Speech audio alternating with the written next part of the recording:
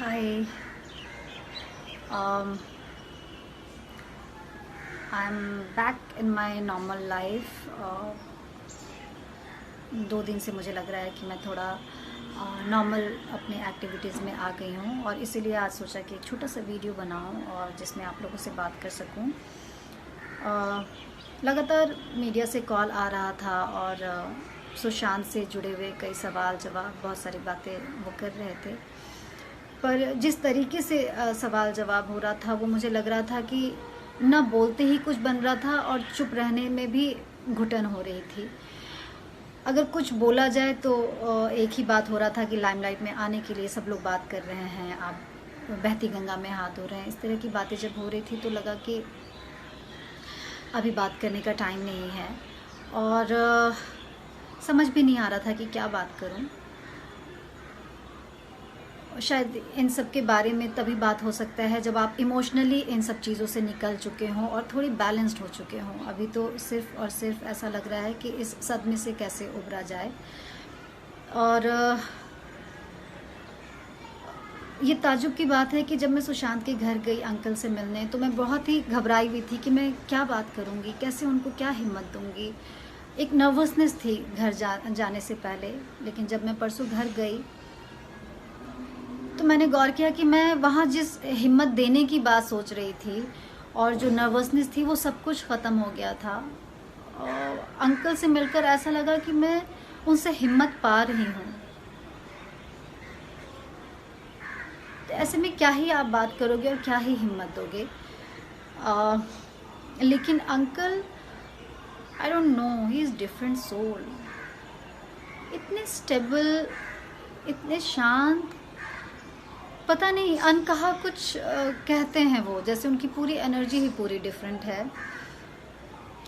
दीदी से मिली, मुझे लगता है कि मैं वहाँ हिम्मत लेकर आई हूँ और ये समझ लेकर आई हूँ कि ज़िंदगी में उतार चढ़ाव आते रहते हैं। ऐसे बड़े बड़े घटना के बावजूद ज़िंदगी कैसे अपने आप चलती है और आपको चलाना पड़ता है।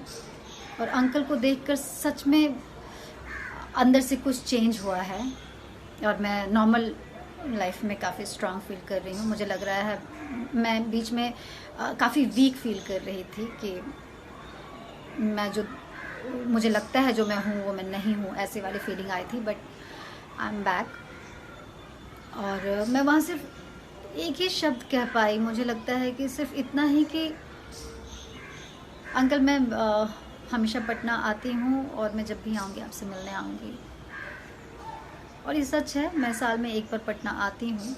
मुझे अपने घर, अपने परिवार से मिलने के लिए, यहाँ मुझे एक अलग एनर्जी लेने के लिए मैं यहाँ आती ही रहती हूँ। तो I know now whenever I will come I will meet uncle. और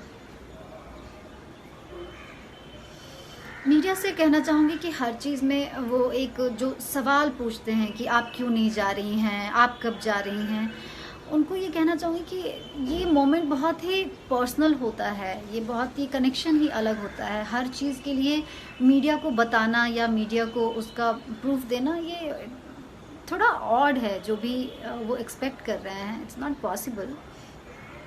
लेकिन मैं आप लोगों को ये ज़रूर बता रही हूँ, जो मुझसे जुड़े हुए हैं उनको बताना चाह रही हूँ कि मैं पहले से काफ़ी बेटर हूँ और उस बेहतरी का जो कारण है वो अंकल हैं।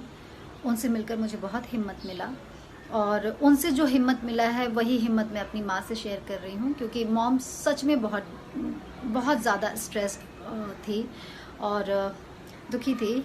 मेरे जाने के नाम से परेशान हो जा रही थी। बहुत पैनिक वाला माहौल था। हो सकता है सब लोग ज़िंदगी में आगे बढ़ जाएंगे, बढ़ते ही हैं, लेकिन जो पेरेंट्स हैं उनके मन में एक घबराहट, एक चिंता, उसका जो लेवल है वो बढ़ गया है।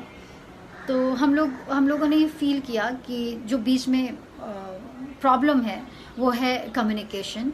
हम लोग, स्पेशली मैं, मुझे नहीं, औरों का शायद नहीं पता, मैं बहुत हल्की फुल्की बातें करती हूँ माँ से, बहुत मुश्किल वाली बातें नहीं करती, इतनी शेयरिंग नहीं होती जो मैं फेस कर रही होती हूँ।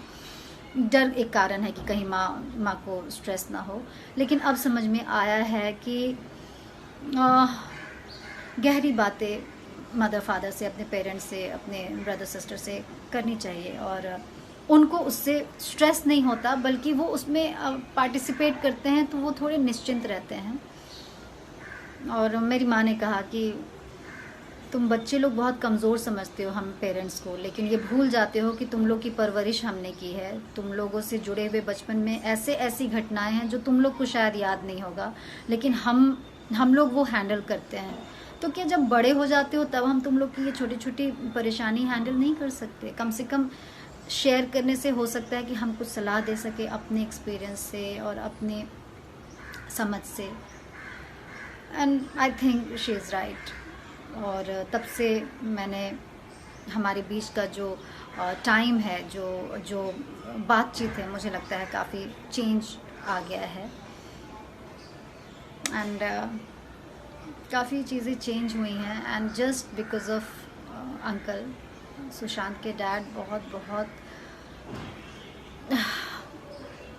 ही इज़ डिफरेंट।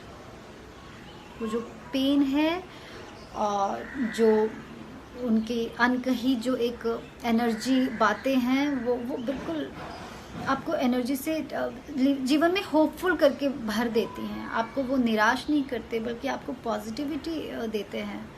पता नहीं कैसे। मैं बस प्रे कर रही हूँ कि उनकी हिम्मत ऐसे ही बढ़ती रहे और वो दूसरों को ऐसी हिम्मत देते रहें। भगवान बस मे बी भगवान का आशीर्वाद उनके साथ है, और वही वो एनर्जी शायद सबको स्प्रेड कर रहे हैं। एंड आई विश सुशांत के केस में जस्टिस हो। बस मैं ये प्रे कर रही हूँ। मुझे लगता है ही इज़ वॉचिंग एवरीथिंग, और जो भी होगा बहुत बहुत करेक्ट होगा। Thank you uncle, thank you so much.